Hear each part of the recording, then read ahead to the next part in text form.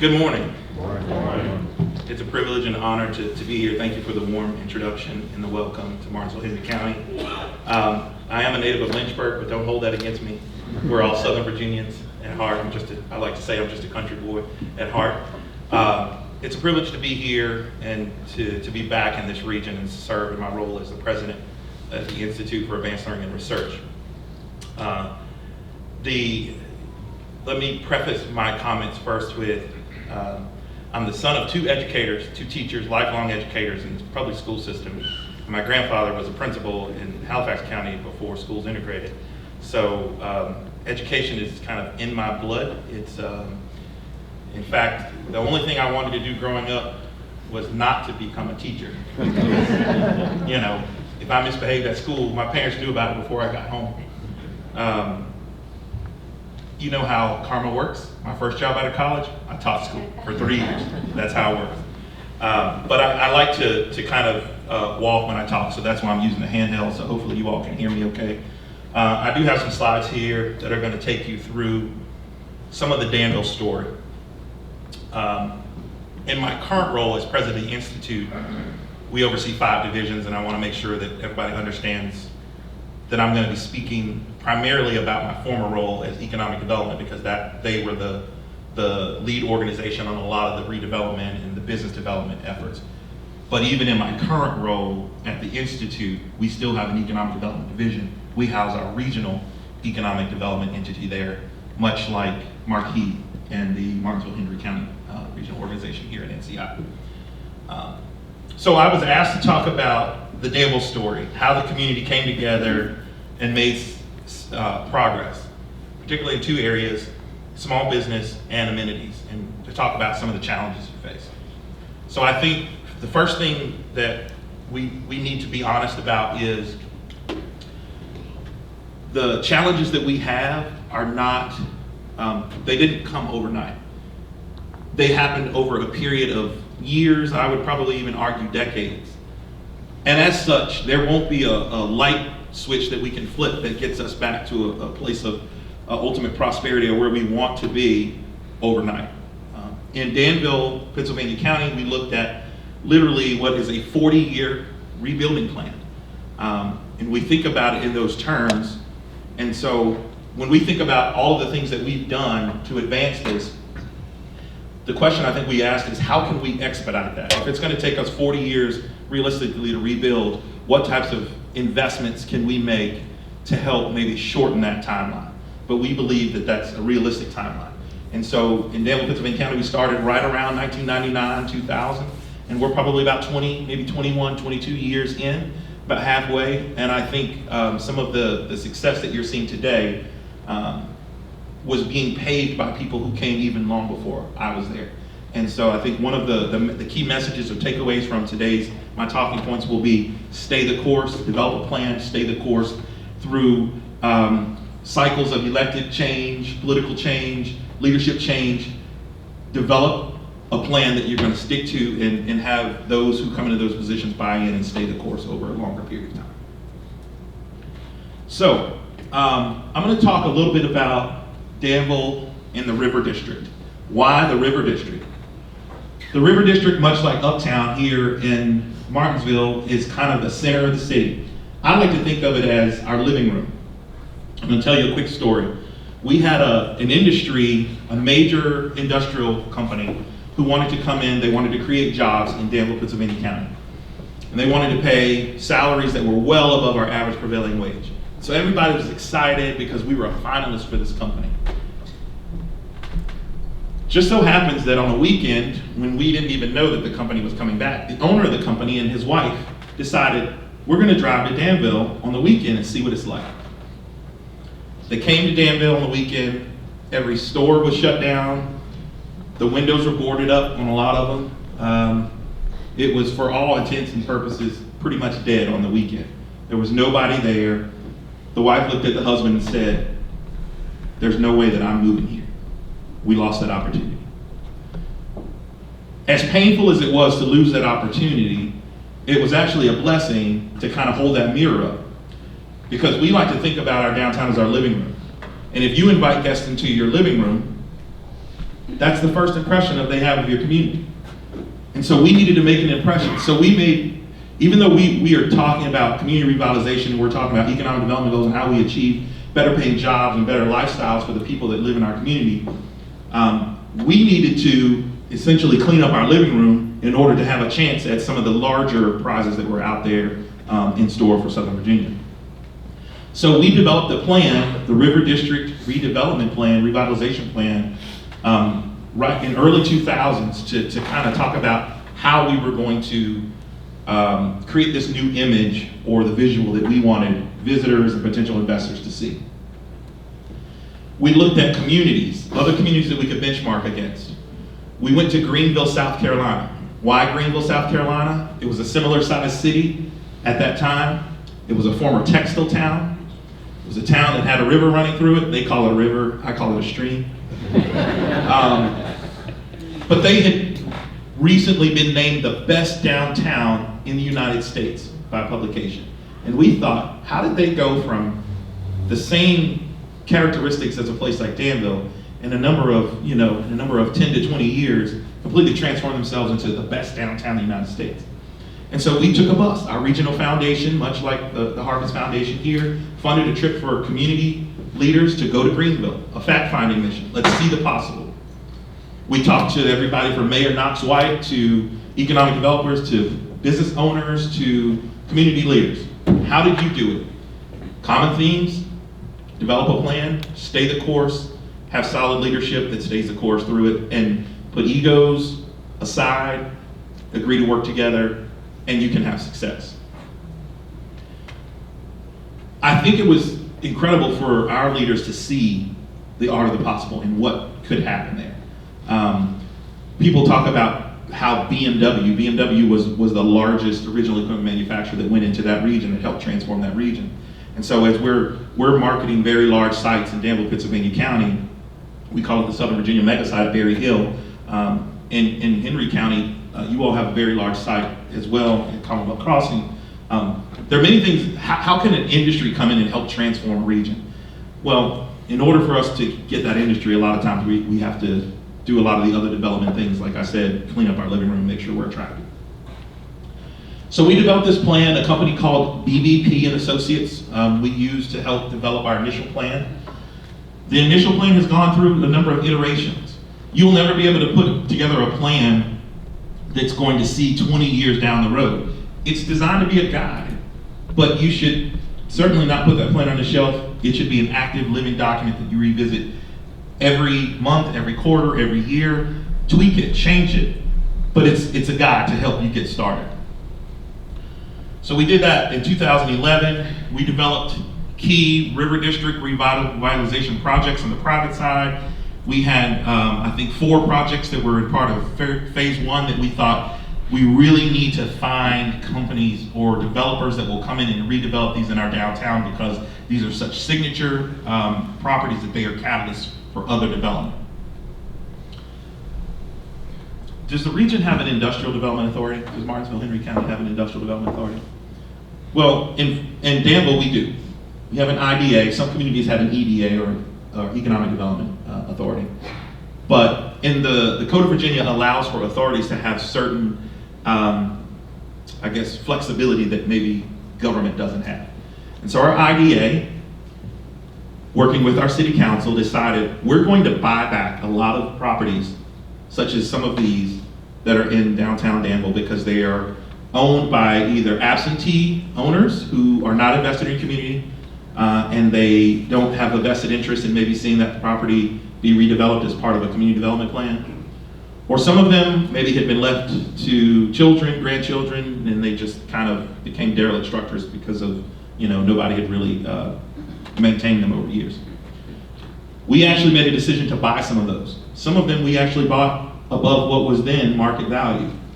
As you might imagine, that wasn't a popular thing. The community was saying, you're wasting our tax dollars. Why would you be buying up all this property when we have so many other needs? What we tried to communicate was that this is a long-term investment. We need to get these buildings under our control so that we can find qualified redevelopment. We want to stabilize them, find qualified redevelopment interests to come in and redevelop them, and then all of the indirect and induced impact from these projects creates other investment, which then pours money back into your community for you to provide other services to the citizens in your community. So these were some of the first projects to be redone. We also put together a plan for streetscape improvements. Things like brick pavers on sidewalks, widening sidewalks, creating more inviting spaces for people to actually want to be downtown. We're going to talk about one of our goals being creating critical mass. And you see these Roman numerals here. We strategically divided what we call our river district into 4 areas of focus. One of those areas in phase 2 was to create a public gathering space. So one of our local industries, JTI, formerly Japan Tobacco International, actually gave, I think, $300,000 or $400,000 to the city to build this fountain. So when you come into Danville now from 58 right onto downtown and you cross the bridge, this is one of the first things you see. It's lit at night. People seem to gather there. You see couples at the prom, they want to take pictures in front of it. We shoot off fireworks there. As much as we tried to tell people, this is not a swimming pool, we had kids that would show up with swimming trunks and gear on, and they would want to be climbing in the fountain, and we'd go, Mom, your kids can't swim in that, right? And Mom said, well, I told them not to. And we said, well, but you put their swimming trunks on. It's a funny story. Wayfinding and signage and banners. All these things are small, but they make a big difference when you start doing them. So we wanted to rebrand ourselves as the River District, as opposed to downtown Danville. We wanted to focus on the river being a naturally flowing asset through the heart of the city. Primarily, or historically, it was used for commerce. And there had been no new building built facing the river in over 100 years. And we thought, wow, what a wasted resource, right? You have people are drawn to water, it's beautiful, nature there. Why wouldn't we want to capitalize on that? And so that's kind of how we decided we were going to brand around this river and this concept of the River District. And we created a tagline called Reimagine That. Reimagine how you see this old textile mill. Reimagine how you envision this tobacco warehouse being used. And we literally had a block party in downtown, and we had artists come in and do renderings, and we asked people what they wanted to see. And the artists drew things, and there were videos about people saying what they would like to see, and we captured all that data and included it as part of a plan. In 2016, we made the decision to reapply for our Main Street designation. At that time, my friend Jeff Sadler was leading the Virginia Main Street program at DHCD, and we applied and said we really need to be a Main Street community because of the support that we can get through our friends at the Department of Housing and Community Development under the goals of the National Main Street program. And we use many of their programs and guidelines as, I guess, to complement our River District revitalization plan on how we were going to support business growth and ultimately revitalization and investment in the heart of our River District. So we thought about 3 goals initially in our River District revitalization strategy. First, to eliminate blight. Second, to bring critical mass. And then third, how do we make sure we have lifestyle amenities that people will be attracted to? So these are real before and after pictures. And it's hard to believe. Areas like this, which I would say was kind of an industrial dumping ground, where there were everything from tires to batteries to God knows what else, right, that had been dumped there years. We applied for a federal grant to cap that site. It was a brownfield site, and we created 400 parking spaces. Why? People were saying, why on earth would the city be putting 400 parking spaces in a downtown where there's no one there? Because our conversations with developers told us, if you don't have parking, I can't redevelop that building. I can't put anyone in it or bring any business in it, no residents or businesses, if I don't have adequate parking. So the city made the first investment, and really oftentimes the public sector does have to lead the investment as a signal to the private sector that This is an area of focus, and you should consider investing here because the city and the county are investing here. Today, every building along Bridge Street has been redeveloped. But for this 400 space parking structure, that would have never happened. This is another example, before and after. This was an industrial site right in the heart of the River District. Buildings were falling down. It was an old, I think it was an old lumber yard. It had 20 structures on it. The city bought that site through the IDA. We demolished everything there, and we developed plans for a new fire department headquarters there. And we tried to build the headquarters to architecturally be similar to the history in that community. We also included a small museum in the front where we have an old horse-drawn kind of wagon as a way to pay tribute to the past, but also bridge to the future. And lots of people that come in the community and visit that fire station will see some of those artifacts there. That little bell that you see and the piece of metal that's right out front, that piece of metal is from Ground Zero in New York City after 9/11. Some of our firefighters went up and helped with that tragedy, and we wanted to make sure that that the lives that were lost and the sacrifices that were made were honored there, so we put that in front of our new fire station. Another building called the Downtowner.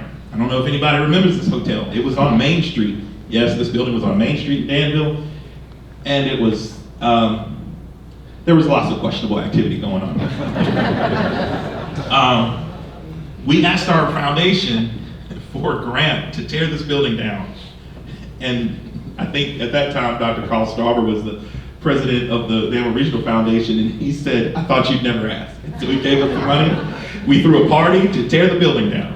And this was another exercise where we asked people, what would you like to see on this site? How could we reimagine this site and what would it look like? We needed more green space. We wanted a little pocket park. So we created a pocket park. And if you see that home sign behind, on the side of the building, that's actually the letters that used to be on top of the big white mill building in Danville. It used to say home of Dan River Fabrics or something like that. Well, our Historic Society had actually saved the letters when they got damaged during a hurricane. And so they had been in storage. We found a craftsman kind of to restore them, put new lighting in it, and then we hung it on the side of the building. Just the home part. The other letters are so big you can't fit them on the side of the building. But we still have them. We're looking for a home for those. We started seeing private sector developers coming in and buying property. This gentleman, Rick Barker, who owns Supply Resources, he's a local, he's a Danville native. He came in and said, I really want to work with the city to redevelop an entire block, and he came up with a plan. The IDA had bought this entire block of properties. We sold it to him at cost, because our goal, remember, was not to turn a profit short term. It was really to get it in hands of people who were going to redevelop it. He had to submit a plan to us. He had to provide an estimate on what his redevelopment cost would be. And basically what we said is the only thing you can't do is buy it and sit on it. You have to redevelop it in a certain amount of time or the property reverts back to the city. And he agreed to do that. And today, he's got, I think, 3 or 4 businesses on this block. If you've been to Mucho Taco and Tequila Bar, that's the building on the right. If you haven't been, you should come. They have probably like 99 tequilas. So I've heard. We had a group of doctors, our orthopedic clinic in Danville decided to come together and to rebuild the Danville research wing of the Dan River Research Building, where many of the textile innovations were happening. Today, that's home to their orthopedic clinic. They applied for both state and federal historic tax credits, Virginia Enterprise Zone grant funds, as well as local funds from the city of Danville to redevelop this. They restored the historic portion of the building, and then the glass tower is actually new construction that they built on the side. And so today, when people come downtown to see their orthopedic physician, they actually come into this building. These are some others, and I'll try to speed through this because I want to make sure we have time for questions at the end. By the way, Kate, keep me honest on my time. Here's another. This is Supply Resources. This is Rick Barker as well. He wanted to bring the headquarters of his business downtown because he believed in what we were trying to do, and he could see the investment that the city was making, and he really wanted to signal that I believe in this, I'm going to support this. So he took his business was headquartered elsewhere in the city. He brought it downtown. He bought the old Piedmont Hardware building, and this is what the interior looked like. Today, this is what it looks like on the inside. People go in this building and they go, this doesn't feel like Danville. This doesn't look like Danville. This is like something I would see in New York City. And that's his goal. He's got a design business, he's got a transportation logistics business, and he's got a real estate development business. And he needs his customers to be inspired when they come in his front door.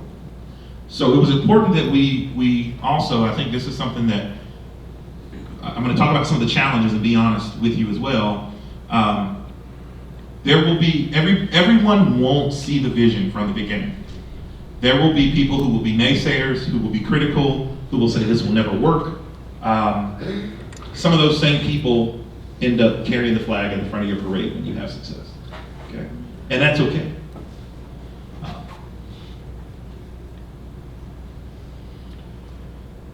And our second goal of driving critical mass to the district, bringing people into the district, our regional foundation funded an entity called the Launch Place.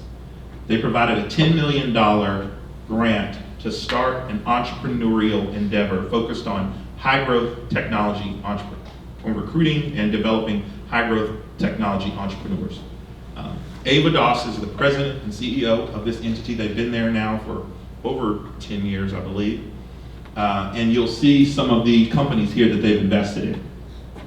Some of them are local entrepreneurs, and they really focus in the tech space. Others of them are, I would say, entrepreneurs that maybe have come out of close by areas like Greensboro or the RTP area, Raleigh-Durham, Research Triangle Park area. There's lots of technology being developed there where they're looking for a less expensive place to commercialize it and to scale it. So what we have said is, given our proximity, when you're ready to scale this new technology that you developed, this new product, this new IP, whatever that is, Danville will be the perfect place for you to do it. And here's an entity that can help you with equity investment or seed investment in your new business.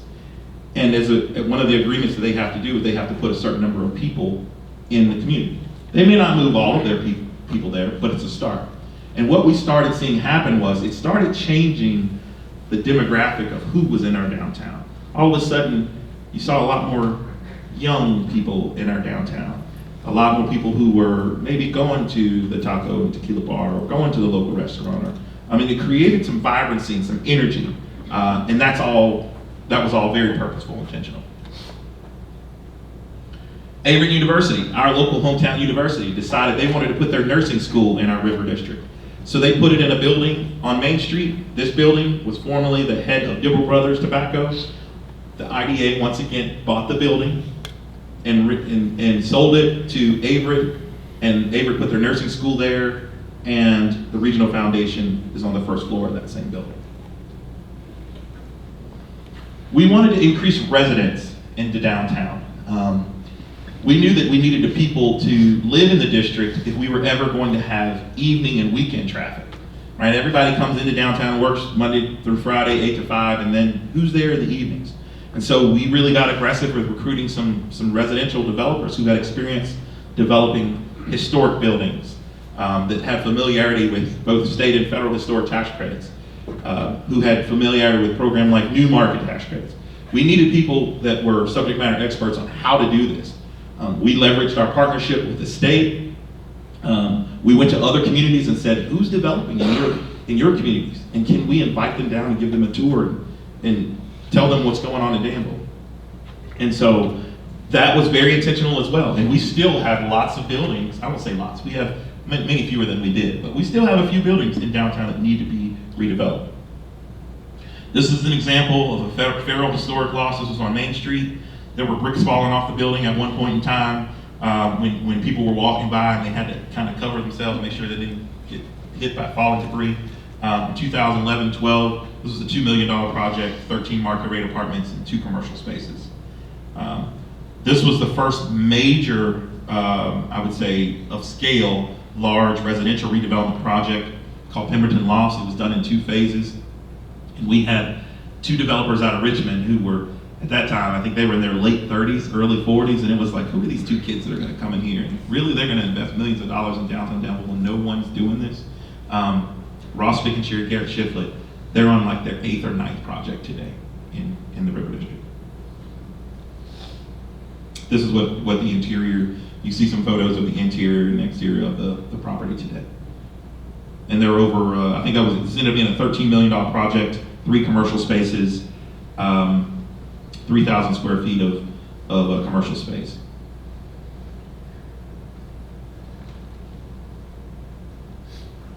Their second project is a project called the Continental, formerly Tobacco Warehouse. Today, it houses, I believe, 40 all 2-bedroom units. That was about a $7.5 million project.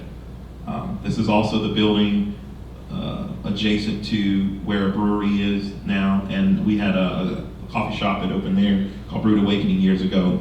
And this is another thing that I'll be honest about. We've seen lots of businesses come. Some of them have been successful and stayed. Others have not.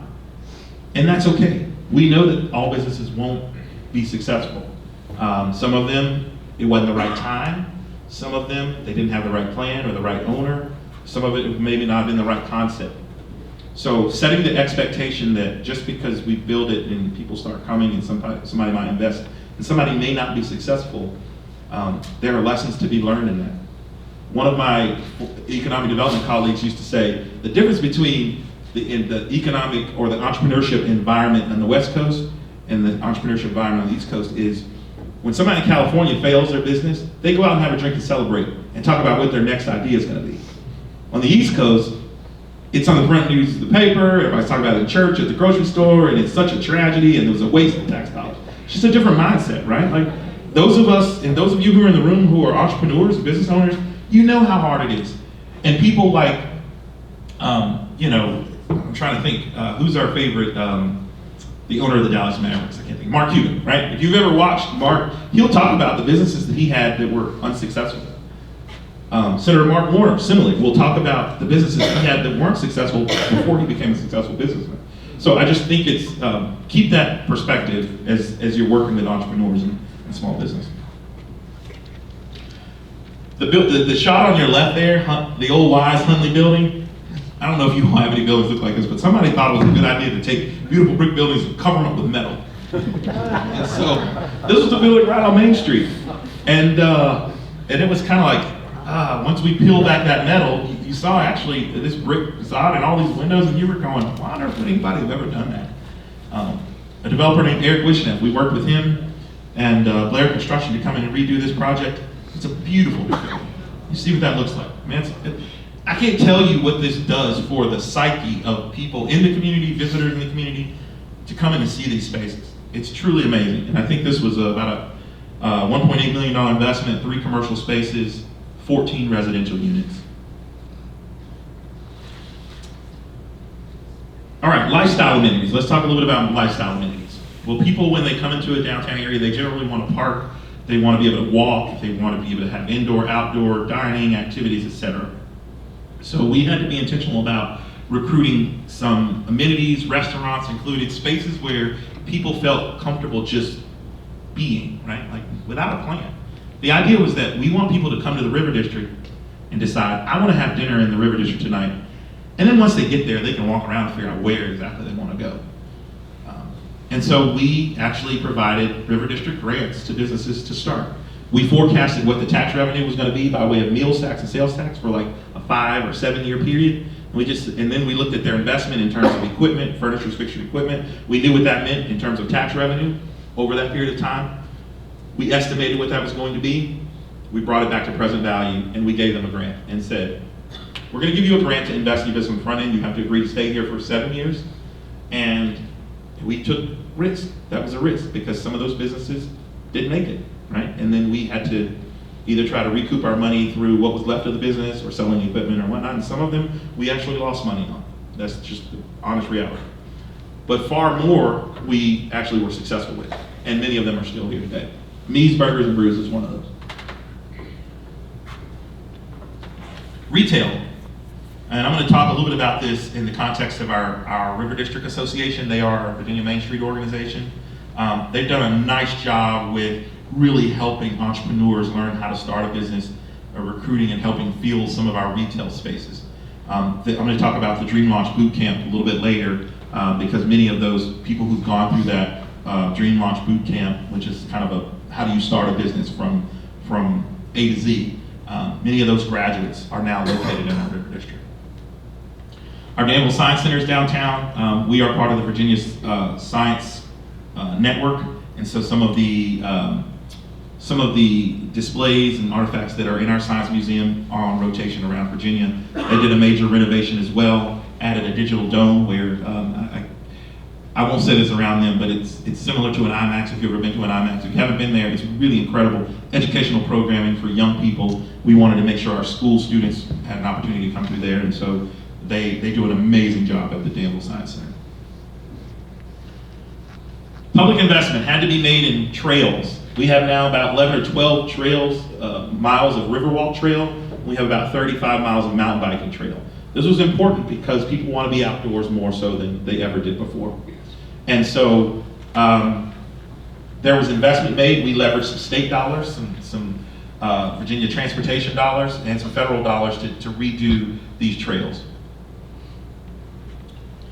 Our YMCA, our regional foundation gave a major grant to our YMCA to build a brand new YMCA. They tripled in membership in the first 3 years, and they went from 2,500 members to like 7,500 members in a matter of a year and a half or 2 years. The first building built facing the river in over 100 years in Danville. I'm going to jump through these because our time is winding up.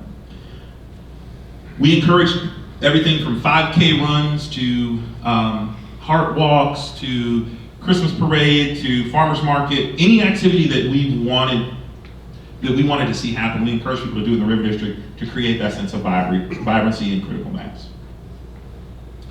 Public art, we set aside money for public art, murals, artwork in downtown. We had some amazing local artists that just needed a canvas. They needed an opportunity. And so we partnered with some private sector businesses to do, to provide space for murals on the sides of their buildings. Similarly, we had some photographers who just wanted somewhere to display their artwork in terms of photography. And so we created buildings that were maybe not that attractive because they hadn't been redeveloped. We covered them with either artwork or some photos. Some photos of what could be possible, or maybe even just some photos of interesting people around the community that we thought displayed our diversity, some of the unique people that are in the region. Hammock Garden, that was a Parks and Recreation endeavor. We have a public bike system now where there are about 10 or 12 stations all over the city where you can kind of rent a bike, pick it up, and return it somewhere else around the city. We started seeing female entrepreneurs come, and I'm so happy for this young lady who started GRIZZLY'S Hatchet House in River City Escapes. She's got an old tobacco warehouse, and there's axe throwing in downtown Danville. You haven't done that. Limit your alcohol intake, I would suggest that. You're going to do the axe throwing. And then on the other side, there's an escape room. So it's a totally experiential business. We want to make sure people have things to do when they come into our River District. We recruited a developer named Ed Walker out of Roanoke area. We'd seen projects that he'd done all over the state, and we've been working on him for probably 5 or 6 years before he actually came to Danville. So don't give up. He told us the first couple times, now's not the right time. No, maybe one day. And eventually we got him to come down and transform the old Register and B building, which is where our newspaper was previously printed and those offices were. And he turned it into the B Hotel, which now has about 40 rooms and is really a beautiful adaptive reuse project for a boutique hotel right downtown. I talked about our experiences. These are just some things that I wanted to highlight. It's important that people want to experience your community, so it can't just be about living there if there's nothing to do. So we really have been purposeful and intentional about outdoor recreation. We work very closely with our Parks and Rec department to talk about all the activities you can do: biking, zip lining, canoeing, kayaking. We're part of the State Crossings group, where it talks about how the Dan River crosses the North Carolina-Virginia border 8 times. And we started advertising even our neighbors' amenities in terms of, yeah, sure, you can go to Eden and do this. You can go to Henry County, Martinsville, and do this. It's all in this region, and we think that's good. So what's coming next? We're in the midst of a riverfront park. We're asking our regional foundation to help us with funding a riverfront park. a park that'll have splash pad, an outdoor amphitheater. We're in the process. We announced last year a new redevelopment of the White Mill project, which is the largest building I think I've ever seen in a city this size. It's a 600,000 square foot textile mill right on the heart of the river, and people told me, you will never redevelop that building in Danville, you should just tear it down. That was my challenge, and I just told them, challenge accepted. And it took, it's taken, this building was built in 1920, right? So it's a 100-year-old building, 102-year-old building. It's gonna be home to 300 apartments. The Danville IDA is actually condoed this building. They're gonna take the first floor and recruit for the commercial space, and we have developers who are gonna do the upper floor spaces. This developer's out of Wisconsin. I talked a little bit about the River District, and this is kind of where I'll try to park it at the end. We needed an entity downtown in the River District that was going to be the liaison to the Virginia Main Street program and the National Main Street program and help us with small business, entrepreneurs, having them come into downtown. And so they put together a myriad of programs, including everything from facade renderings, facade grants, shop small campaigns, downtown dollar gift cards. They spotlight companies monthly, mornings on Main. They do ribbon cuttings and promotions for businesses. Just in the last 3 years, these are some of the metrics there. I don't know if you can see that. They had 350 Dream Launch Boot Camp participants. It's a 6-week course where every one night a week for 6 weeks, they take people from the beginning on in. If you've never ever started a business before in your life, you can come there. It's at no cost. They've had more than 350 Dream Launch participants, and they've launched, they've given 129 certifications, and I believe 133 businesses have now launched as a result of this. They didn't do this alone. These are some of the partners that participated that are all part of our entrepreneurial ecosystem. Everything from the city, the county, the River District Association, our SPDC through Longwood. I know you all have a representative here. I'm looking forward to hearing them on the panel later. Our community college, the Institute, the Launch Place. It really does take a team, and our goal was so that no entrepreneur can go through a wrong door. If they come to any one of these entities, we will get them connected in with resources. So you kind of see some of the metrics here over the last, I would say, since we started our River District redevelopment. $50 million of public investment, which is a big number. And that includes federal, state, and local dollars. But we've seen $252 million of private investment. That's more than a 5-to-1 return on investment. I think most of us who are investors would probably take a 5-to-1 if you looked at your 401k recently. It's not very encouraging right now. Similarly, we have 757 apartments and lots in downtown with another 350 under construction currently. We have 16 restaurants or eateries in River District. And so while we're not happy with where we are, we're still pressing forward. We want to make sure we blow through the finish line. The last few slides I'll show you are just some business recruitment that we've been able to now win since I'm not attributing all of these to River District redevelopment, but what I'm saying is that's a big part of us having success on a larger industry recruitment and business attraction and expansion scale. The last thing I'll leave you with is kind of the elephant in the room, right? We had an 80-acre site that was one of Dan River Mill's textile sites. It had been a derelict structure. Right when I got to Danville in 2014, we were having a conversation about whether we wanted to buy this site for $4 million. And I thought maybe I might get run out of town on that one, right? $4 million to buy this site that was it was a public hazard. It was surrounded by a fence because no one really, kids would go in there, and sometimes high school kids would go in there, and we were worried about them getting hurt. We didn't want to see that happen. So we bought the site. And we just said, we're going to market this for the right transformational project in Danville. And $4 million was a big price tag to pay for this site. It took that amount of time, took that kind of investment, that kind of leadership that makes this investment possible. It's a $650 million Caesars, Virginia resort that's scheduled to open in 2024. So that concludes my remarks. Happy to answer questions or take comments from the audience.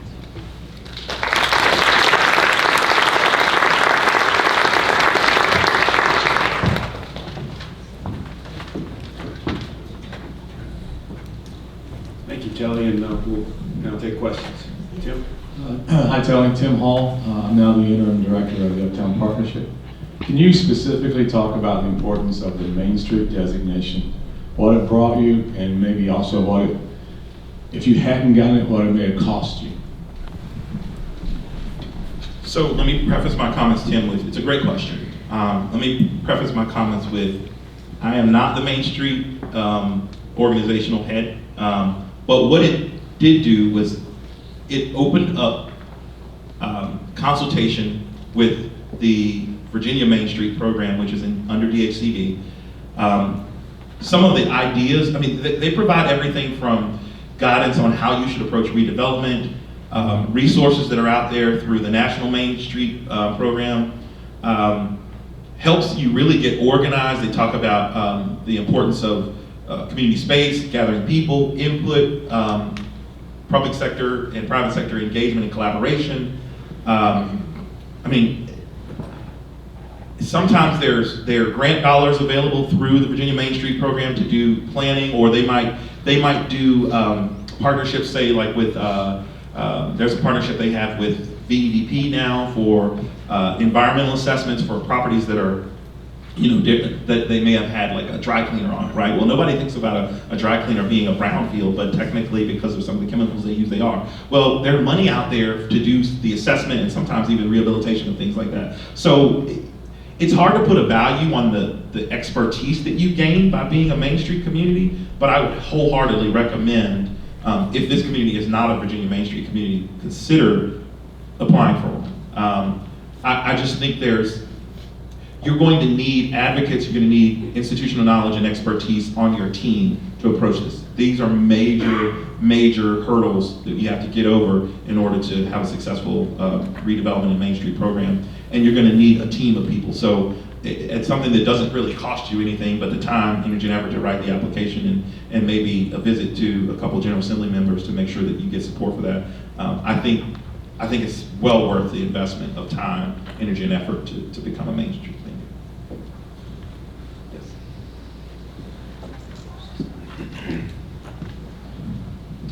Hello, I'm Dr. Mary King, and I came here in Martinsville in 1964. Ran the operating rooms for 29 years at MHC. That's the time most everybody in Martinsville-Henry County at least some 2 or 3 times. So if you want to go to sleep, we get somebody to put you to sleep. They came back uptown in 2004, 2005 and got into the real estate business. And things moved along pretty good. We went from 1 building to 16 buildings in a short period of time and started the MCI, Black Box Theater, and Jefferson Plaza, and Dental Clinic, and things like that. This day and time, all my buildings are either occupied, being refurbished, or sold. But the problem now, we have a lot of people in town, the problem that you didn't have apparently, and we can't get these people to restore their buildings or sell them or do anything with them. How do you solve that problem? We can't get these people to do anything with their buildings. You sit on these buildings and let them fall down and look at them and enjoy having more, and the more they fall, the happier they are. I don't understand that. It's a very good question. So if everybody heard the question, what do you do to get people who are not investing in the properties and they're going into disrepair, they're falling down, et cetera? There are a couple strategies. One, if you have resources to get those buildings out of those owners' hands, either through buying them, I would encourage you to get them into some sort of hands that are motivated to redo something. As I mentioned in my presentation, we did that through the IDA in Danville, Industrial Development Authority, and we had to overpay for some of those buildings. We knew they weren't worth what people were asking for them, but we were very much long-term focused. Remember, 40-year plan, right? It's a 40-year plan. We're thinking about what the building will be if somebody invests in it 20 to 40 years down the road, not what it's worth today, but we have to pay to get it. Second thing, work with your city building code officials. If people are not taking care of their buildings, they should be cited if they're public, if they are a public safety hazard, if they are a fire hazard. There are inspectors, and there is a code in Virginia that says you have to maintain a certain amount of maintenance to your building so that it doesn't become a public safety hazard. And I know that can be controversial in some circles. Some people say, well, I don't want the government telling me what I should do with my building. And it's not about the government telling you what you should do with the building. It's about us making sure we're doing something that doesn't endanger the lives of the people who live in our community. Because if one of these old buildings catches on fire, guess what? They're in close proximity, they probably spread to 2 or 3 more. And so we worked with our building code officials, our community development department. We walked through buildings, we asked people to go through them. We helped them create a highest and best use plan for each building with our consultants that looked at, well, here's what your building could be. And we would say, would you be interested in, if we bring in developers can we walk them through their buildings? They may want to buy it from you. They may want to partner with you to be a developer. I mean, if anything you can think of, we wanted to engage them and start that conversation.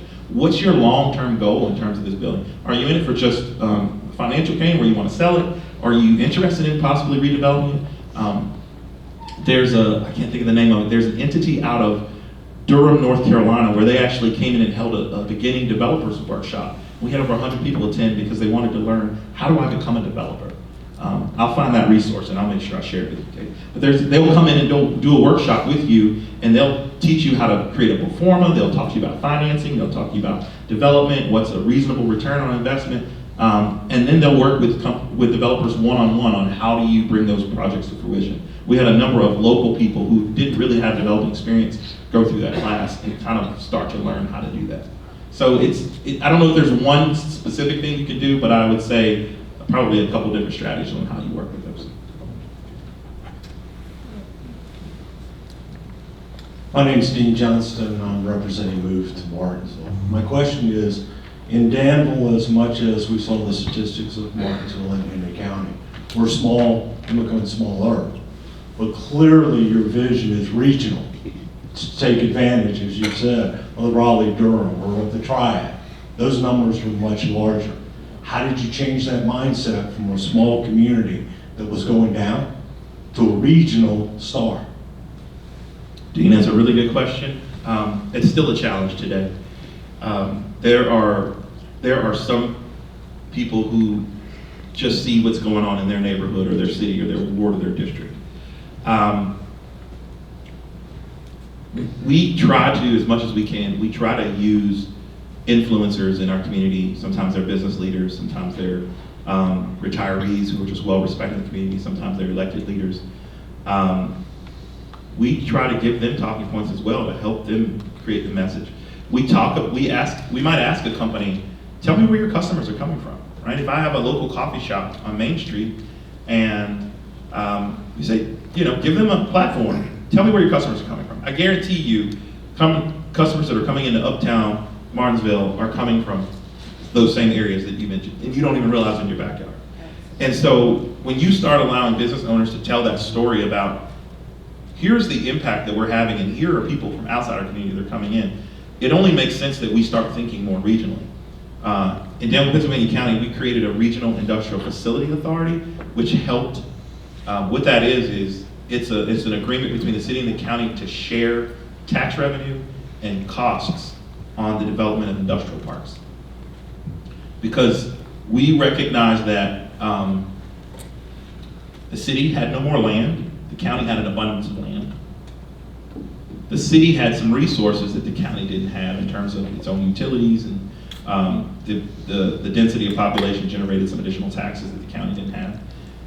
And so we basically agreed to put 4 industrial parks into a cost and revenue sharing agreement, so that it didn't matter whether an industry or company landed there, we share the tax revenue 50-50.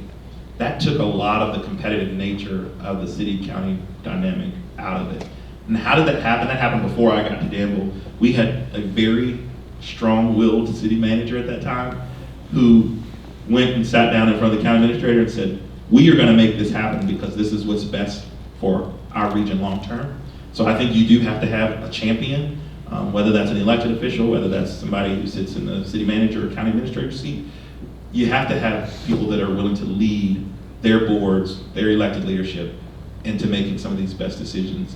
Not because they're popular today, but because you know that's what's right for the community 15, 20 years down the road. It's not easy. That is a major challenge And it still is today. It's just the nature, and I think in Virginia, of independent cities and counties where we, at times we have more of an adversarial relationship than we do a collaborative one, and that's just the reality we're dealing with. But I think the people make the difference. So let's make sure you've got the right people in the right places who think regionally, who understand the long-term benefit of thinking regionally and being more collaborative. My name is Sharon Mills. A burning question that I've had for a long time now is, what are you doing with your homeless population that you have in Danville? For years, I was actually terrified to go into Danville. I would stop at a stoplight, someone come up to my car and start banging on my windows, or get cornered at my car, looking for a ride, looking for money. I'm not seeing that anymore. I'm really impressed with what Danville is doing with that. You're taking down the buildings that you're saying that there is so much illegal activity available, but it's very, very clear that y'all are addressing the homeless population that you have in Danville and providing some resources. I'd like to find out a little bit more about what you're able to do there. I'll have to take that one back as a get back to you item, only because I haven't worked with our Department of Human Services, but I want to make sure that I do get you a response. So let me find out how they've been intentional about doing that. I mean, I know there are a considerable amount of resources that we've poured into community services, both at the city and the county level, to work together, and we have a number of shelters or temporary living spaces to help people get from a place of homelessness back to a place of self-sustainability. But I'll get you some more specifics on tactical. I'll give you a business card afterwards. Thank you so much for your comments. Natalie Hodge, Rudy's Girl Media. How do you foster a sense of collaboration, especially when you're pushing some very controversial ideas, some innovative ideas, things that have never been done before? How do you create community and forward movement when people may say, oh, we've never done this, that's not how we do things? How do you get over that hurdle? That's probably $1 million question, and if I had the answer to that, I probably wouldn't be working. But here's some of what we did. Let me first say that not everyone is going to get on board. So no one should have the misperception that somehow we're going to get everybody to work together, because everybody won't. Think about the bell curve.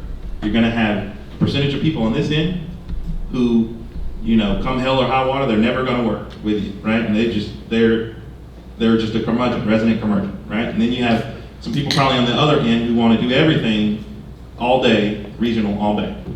There are some folks in the middle who will be reachable. And I think one of the things that has come out of this region's economic distress is maybe motivation and inspiration to do something. We can't continue to do the same thing that we've always done. Look where we are and where we are today, right? It's a definition of insanity. Continue to do the same thing, different result. We know what this gets us. So are we motivated to try something different? And if it doesn't work, it's okay. We tried. Let's try something else, right? We get on our bike, we get up again, we try to ride again. We learn far more. We had to have conversations about learning far more from our failures than we do from our successes. And I've worked in communities where they're really affluent communities, and there's not very much motivation for it to change at all. But I think you have to use some of your challenges, some of the stress, the economic indicators that you have that you want to change as the motivation to then change. And say, and I think we're constantly reminding people to check egos at the door in the meeting, right? Like, let's be honest about not caring who gets credit for the success. But I will be honest with you, that's one of the toughest things that you have to do as a community. You've got to have some very intense, very hard, very direct conversations with people in the public, and find out who are those that are on that wagon with you, right? And garner support from those people who understand and are willing to put in the time, energy, and the work to move with you. And then you become a coalition of willing, essentially. And believe me, it will grow. The people who have had some success, or the people that you know who are investing, I guarantee you they will want to be part of it because they have a vested interest and they see the future. And so once enough people, you get a critical mass of people, I think, who are who are like-minded in terms of moving in a direction, you then have more power, you have a louder voice, and I think you'll see other people come on. And like I said, I remember, I thought I was gonna lose my job this day. In a city council meeting, I said, we have 9 city councilmen. They don't run on political parties, by the way, and I think that's a huge benefit for the city. They don't represent wards, they don't represent districts. Each one of them are elected at large, and they will not run on political parties, because then it focuses you to, it makes you focus on what your ideas are for the city as opposed to political ideology. So I'll get off my soapbox on that, but here's how I almost lost my job today. I went into city council in a closed session. We were talking about a project, and I said, I have a question for you all. If you had to make a decision today that in your heart of hearts, you knew that it was the right decision to make, but you knew that it would cost you your seat on council at the next election, would you have the faith, the confidence, and the leadership to still make that decision? Even after long after you're dead and gone from this place, people would say, that was a really amazing decision that they made, even though it wasn't popular then and we thought it was a horrible decision. Would you have the faith, the strength, the leadership, the confidence to make that decision today? And of course, nobody said anything. They just looked at me like I was crazy. And I said, if you can't answer yes to that question, you should consider whether you should be running for office or not. And they looked at me like, who's this? At that time I was 34. They were like, who's this young, probably use a few choice words after that, that's coming in the room trying to tell us how we should vote, right? And I knew I ruffled some feathers, but I meant to. I wanted to be provocative, and I wanted to challenge their thought process. And I think, was it risky? Yeah, but, I was like, I was looking for a job and I got this one. I found another one. Any interest of time, Telly, let's give Telly a round of applause.